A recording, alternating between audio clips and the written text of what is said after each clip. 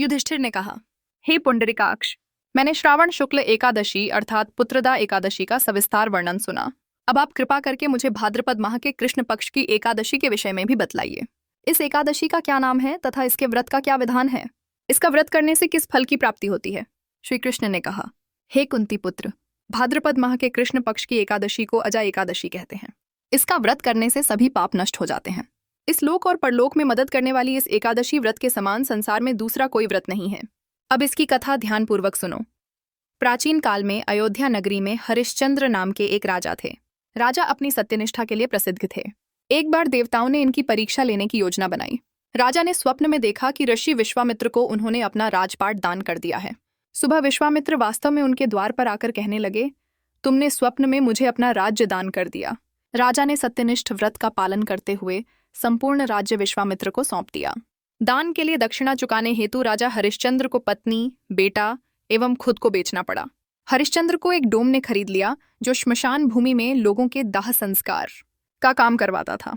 उन्होंने चांडाल के यहाँ कफन लेने का काम किया, किंतु इस कठिन समय में भी सत्य का साथ नहीं छोड़ा।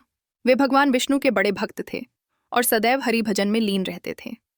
एक बार दैवयोग से वे गौतम ऋषि से मिले। राजा हरिश्चंद्र ने उन्हें प्रणाम किया और अपनी कथा सुनाई। राजा हरिश्चंद्र की कथा सुनकर महर्षि गौतम ने राजा से कहा, हे राजन, भादो माह के कृष्ण पक्ष की एकादशी का नाम अजा है। तुम उस एकादशी का विधान पूर्वक व्रत करो तथा रात्रि को जागरण करो। इससे तुम्हारे सभी पाप नष्ट हो जाएंगे। इसके बाद उन्होंने राजा को व्रत की विधि बताई। राजा हरिश्चंद्र ने महर्षि के कहे अनुसार विधान पूर्वक उपवास तथा रात्रि जागरण किया। इसी दिन इनके पुत्र को सांप ने डस लिया, जिससे उसकी मृत्यु हो गई और उनकी पत्नी अपने पुत्र के शव को लेकर उसी शमशान में पहुंची।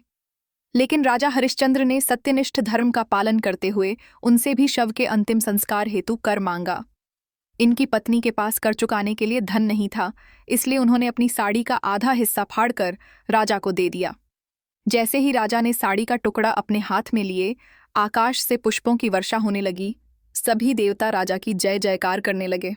इंद्र ने कहा, ही राजन, आप अपनी परीक्षा में सफल हुए हैं, अपना राज्य स्वीकार कीजिए। हे राजन, यह सब अजा एकादशी के व्रत का प्रभाव था। जो मनुष्य इस उपवास को विधिपूर्वक करते हैं तथा रात्रि जागरण करते हैं, उनके सभी पाप नष्ट हो जाते हैं और अंत में वे स्वर्ग को प्राप्त करते हैं। इस एकादशी व्रत की कथा के श्रवण मात्र से ही अश्वमेध यज्ञ के फल की प्राप्ति हो जाती है।